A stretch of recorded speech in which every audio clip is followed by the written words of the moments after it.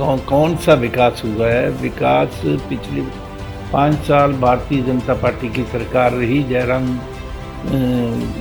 हमारे जो माननीय मुख्यमंत्री हैं, उनके कार्यकाल में आपने देख लिया जितने एजिटेशन हुए हैं। आपके सामने है, अगर विकास हुआ होता तो इतने ज़्यादा एजिटेशन नहीं होते। और आज हिमाचल प्रदेश औद्योगिकरण के नक्शे पर उभरा है, वो भी कांग्रेस पार्टी की ही कार्यकाल के दौरान हुआ था। और उसके बाद ना औद्योगिकरण हुआ, स्वाय प्रोपेगेंडे के यहाँ नए उद्योग क्या आने हैं। पिछले जो उद्योग हैं वो भी यहाँ से शिफ्ट होके जा रहे हैं। नमस्कार, इंडिया पोल न्यूज़ में आप सभी का स्वागत। मैं हूं जय चमोली और आज मैं आप सभी का रूबरू करवाने वाला हूं हिमाचल कांग्रेस के पूर्व प्रदेश अध्यक्ष, पूर्व राज्य मंत्री कुलदीप कुमार जी से। बहुत बहुत स्वागत सर। धन्यवाद, नमस्कार सर। सबसे पहले तो जो मेरा सवाल है वो ये है कि क्या हिमाचल में विकास कार्य हुआ है या नहीं हुआ? विकास आप किस कार्यकाल की बात कर रहे हैं? मौजूदा कार्यकाल की मैं बात कर रहा हूं। मौजूदा कार्यकाल में तो आप देख ही रहे हैं कि कौन सा विकास हुआ है। विकास पिछले 5 साल भारतीय जनता पार्टी की सरकार रही। जयराम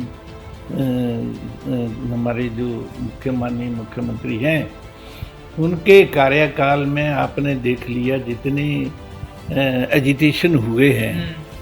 लाखों कर्मचारी जो है सरकार के खिलाफ सड़कों पर उतरे हैं।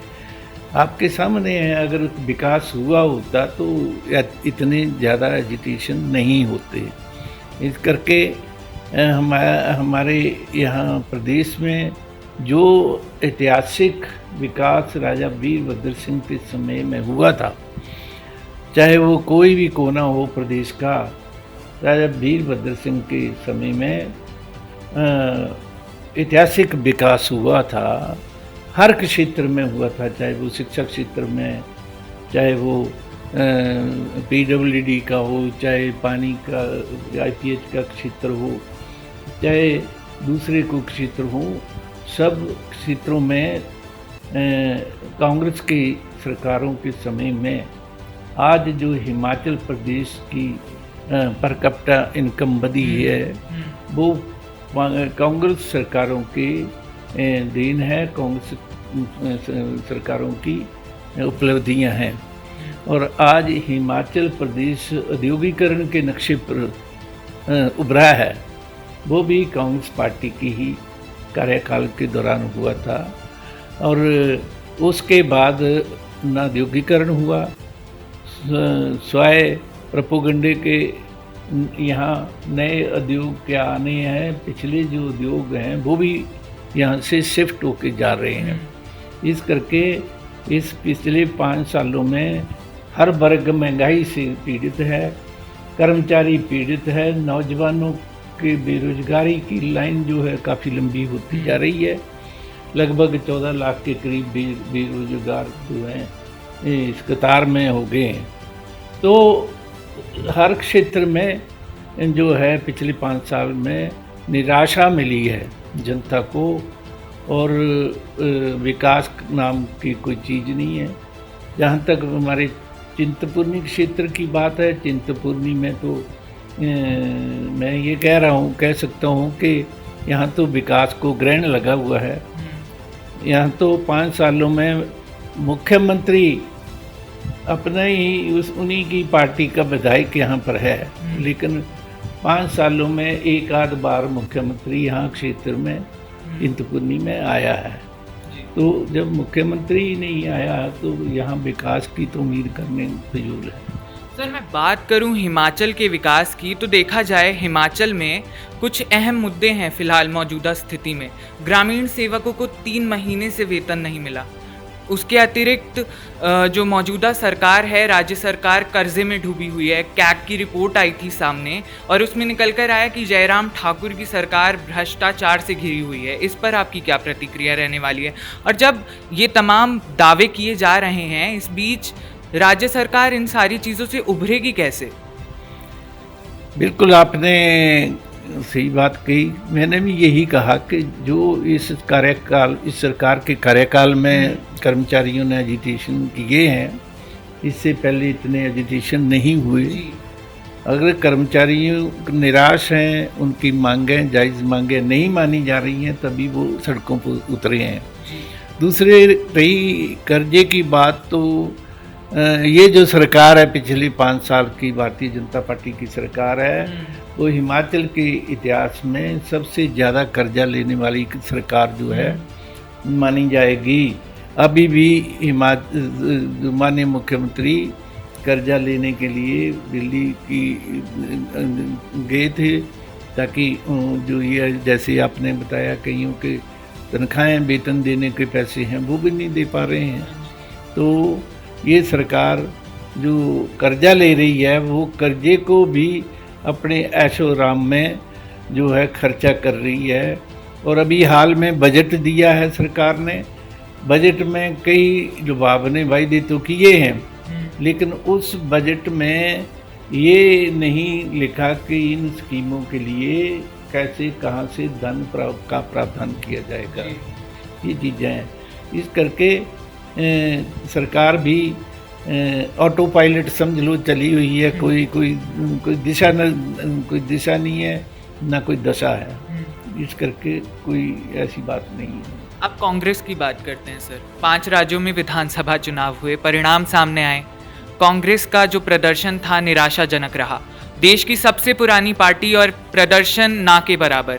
इस पर आपकी क्या प्रतिक्रिया रहने वाली है? पंजाब जो राज्य कांग्रेस का गढ़ था, वहां पर कांग्रेस ने अपना सूपड़ा साफ करवा दिया। आम आदमी पार्टी 90 से ज़्यादा सीटें अपने नाम कर गई। इस पर क्या प्रतिक्रिया रहेगी? कुछ निराशा जरूर हुई है। इन 5 चुनाव जो हमारे 5 स्टेटों के चुनाव हुए हैं, कुछ सेटबैक जरूर लगी है। लेकिन यहाँ जैसे पंजाब की बात करते हैं, पंजाब में आम आदमी पार्टी जैसे आई है, कुछ तो हमारी पार्टी की अंतरकला की वजह से आई है, एक दूसरे की टांग खींचते रहे। लेकिन पंजाब में आम आदमी पार्टी पिछले इलेक्शनों से ही वहाँ पर कार्यरत है। पिछले इलेक्शनों में भी इसका बड़ा शोर पड़ा था पंजाब में। जो विधानसभा के इलेक्शन हुए थे, उस वक्त कांग्रेस पार्टी कैप्टन अमरिंदर सिंह की सरकार आई थी। लेकिन अब ये दूसरा चुनाव था उनका। हिमाचल प्रदेश में अभी उनका कोई नामो निशान नहीं है। तो हिमाचल प्रदेश में 2 ही पार्टियां आज तक इतिहास में रही हैं। कई बार ये फार्मूला तीसरे मोर्चे का चलता रहा है, लेकिन तीसरा मोर्चा नहीं कामयाब हुआ है। ये पहाड़ी क्षेत्र है, यहाँ मुफ्त में खाने के जो है लोग आदि नहीं हैं।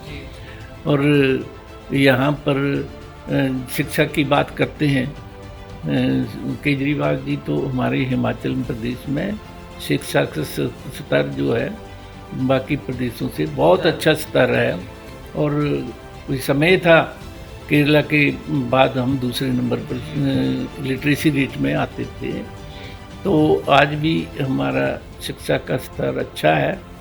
और पहाड़ी क्षेत्र होने के बावजूद यहाँ पर हम एम्स खुल रहे हैं और IIT खुल रहे हैं।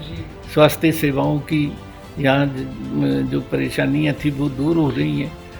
तो इस करके यहाँ जहाँ वो बिजली की बात करते हैं केजरीवाल जी, आम आदमी पार्टी वाले फ्री में देने की, तो हम तो खुद हिमाचल प्रदेश में हमने कांग्रेस पार्टी ने ये प्रोजेक्ट बनाए हैं। जितना भी ये जो यहाँ बिजली पैदा होती है, तो बिजली पैदा करने के जो डैम हैं, प्रोजेक्ट हैं, वो तो कांग्रेस पार्टी की कार्यकालों में बने हैं और बिजली तो हम पैदा करते हैं। तो यहाँ ये कहाँ से ये मुफ्त देने वाले बने?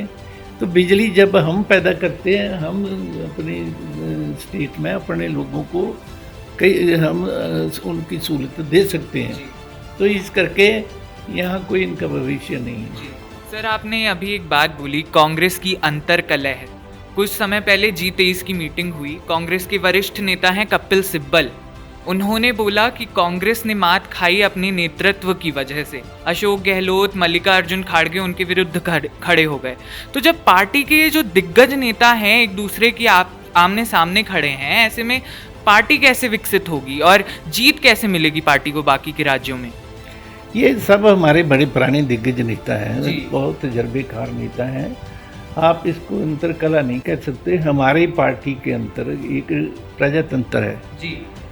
वो जो है पार्टी में सुझाव होते हैं, उनको सुझावों को देते हैं। उन सुझावों को लेकर हम हमारी जो कमियां रहती हैं उनको हम सुधार के, कई बार कांग्रेस पार्टी के कार्यकाल में कई बार ऐसे मौके आए हैं, तो इस मौके को भी हम उभरेंगे। और इनसे सबसे मैडम सोनिया गांधी वरिष्ठ नेता हैं हमारे, वरिष्ठ नेताओं से बात करके उनके सुझावों को लेकर हम फिर से पार्टी सुदृढ़ होकर निकलेगी और फिर से अपने, क्योंकि कांग्रेस पार्टी देश की आत्मा है जी। और कांग्रेस पार्टी को कोई चाहे तो ख़त्म करना चाहे वो ख़त्म नहीं हो सकती, क्योंकि ये जो है हर क्षेत्र में कांग्रेस पार्टी, हर वर्ग में कांग्रेस पार्टी समावित है।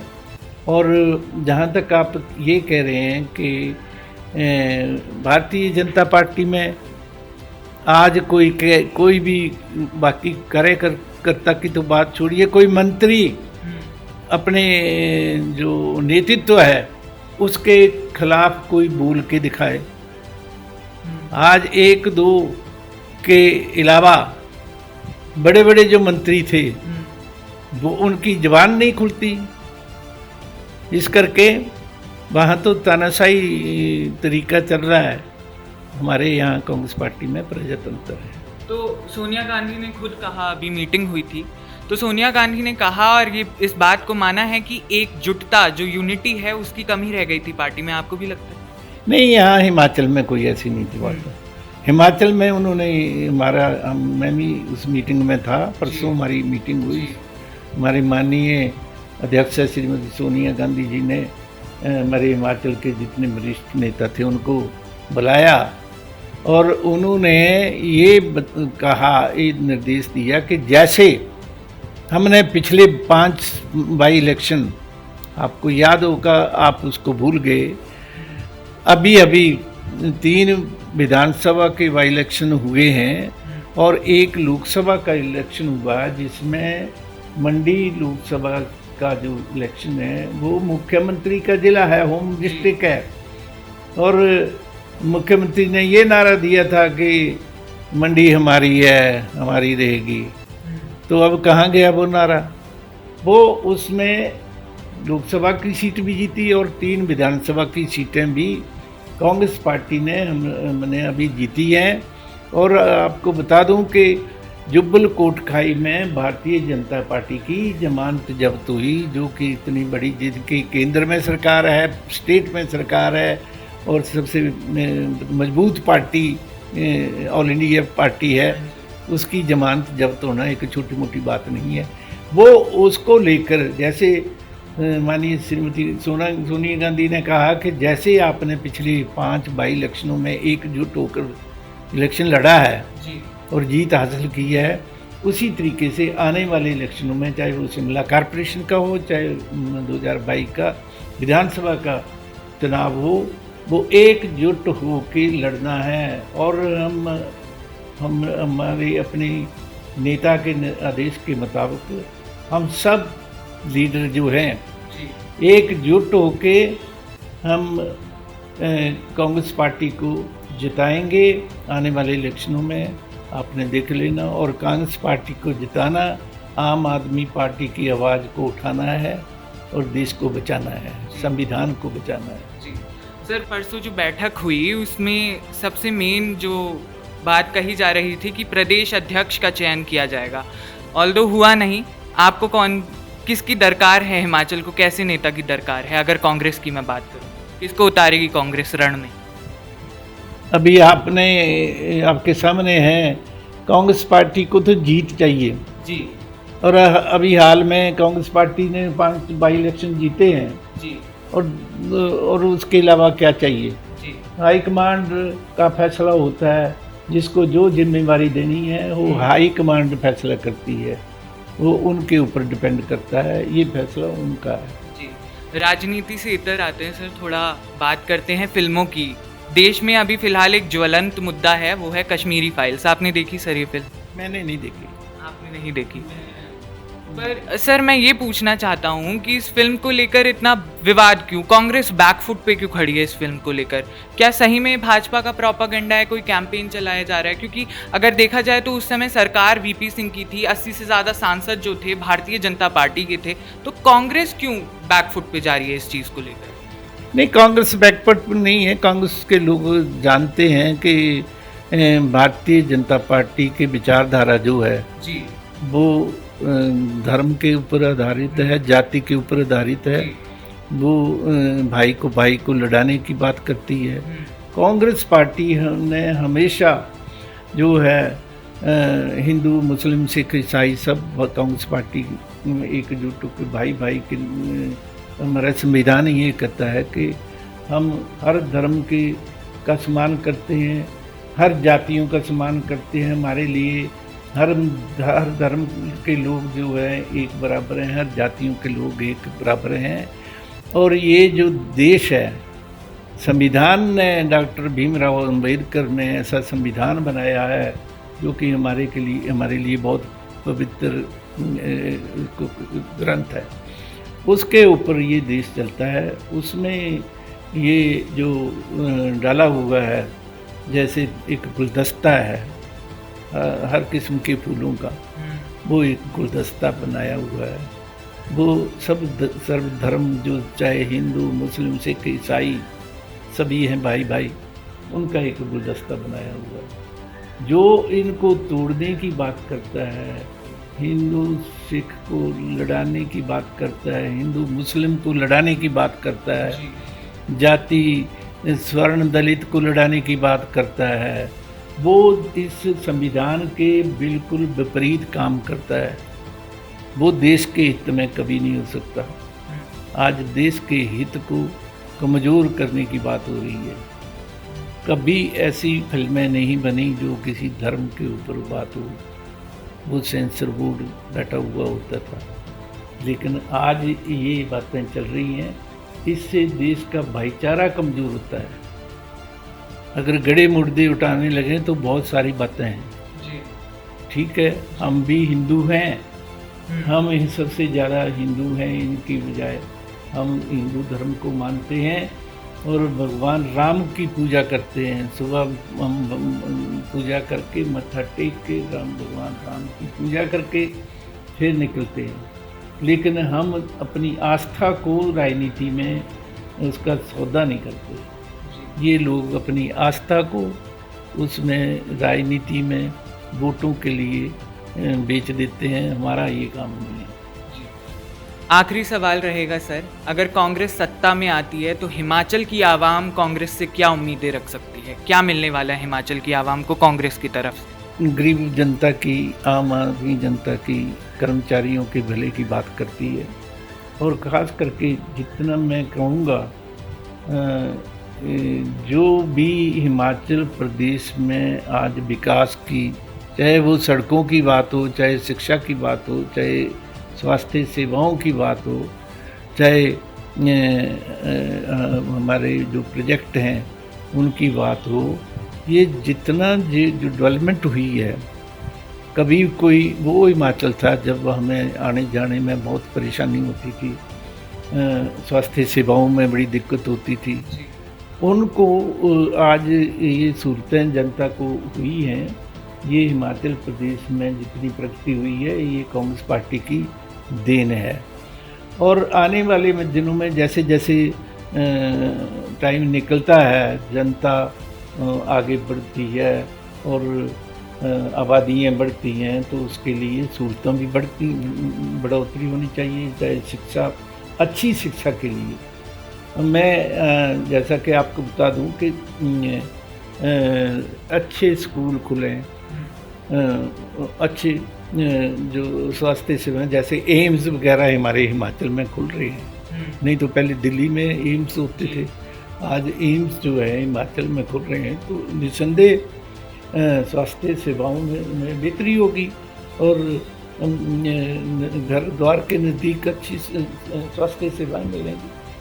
तो कांग्रेस पार्टी की यही एक होगी कि हमारे जो लोगों को, चाहे वो सीमेंट, मैं तो कहूँगा यहाँ हमारे सीमेंट की प्रोडक्शन होती है और बिजली की प्रोडक्शन होती है, और कांग्रेस पार्टी जब भी कोई मैनिफेस्टो बनता तो हम राय देंगे कि कांग्रेस पार्टी ये उसमें करे कि जो चीज़ हमारे यहाँ पैदा होती है वो हमारे हिमाचल की जनता को जो है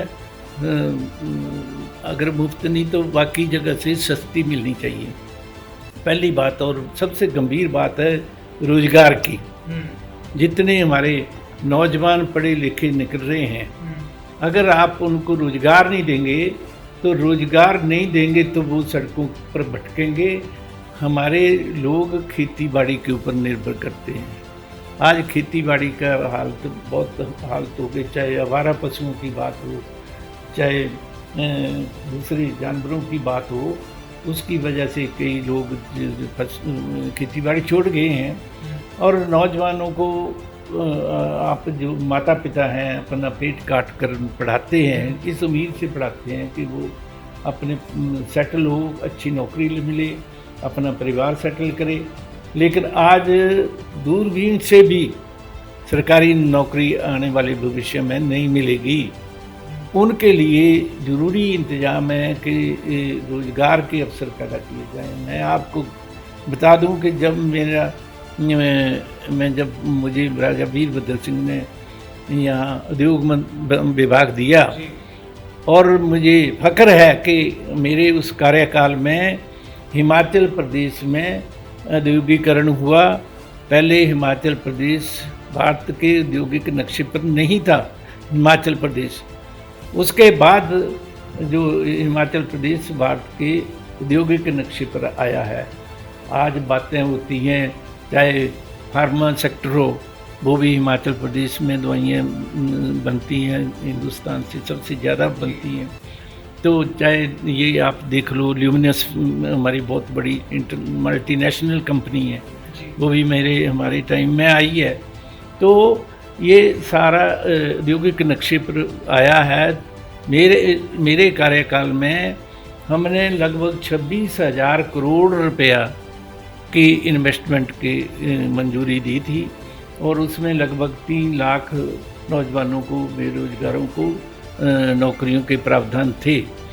और उसी तरह बहुत सारी नौकरियां मिली, चाहे ये तो डायरेक्ट एम्प्लॉयमेंट की बात है, लेकिन उसके बाद चाहे वो कैरेज की बात है, यूनियन जो थी, जैसे अब ग्रेट यूनियन है नंबर 1 पर चली गई है। यहाँ कितने ट्रकों को रोज़गार मिलता है, चाहे वो सब्जी वाला हो, चाहे वो दूसरी दुकान हो, सबका एक बहुत सारी यहाँ पर इनकम हुई है और यहाँ पर स्टैंडर्ड ऑफ लिविंग बढ़ा है। इस करके कांग्रेस पार्टी हमेशा ये तरजीह देगी अपने कार्यकाल में नौजवानों को रोज़गार देने के लिए, और नौजवानों की भलाई के लिए, जो पढ़े लिखे नौजवान हैं उनको ताकि रोज़गार मिल सकें और अपना कोई धंधा चला सकें, सरकारी नौकरी मिल सके, वो ताकि वो अपने सेल्फ डिपेंडेंट हो सकें। वो ज़रूरी इस आने वाले कार्यकाल में हमारा एक मेन मुद्दा होगा। तो हिमाचल को दरकार है रोज़गार की, हिमाचल को दरकार है विकास की। उम्मीद है कि ये जितने वादे, तमाम बातें जो की जाती हैं सरकारों द्वारा, ये पूरी होंगी और हिमाचल उन्नति के पथ पर अग्रसर होगा। धन्यवाद।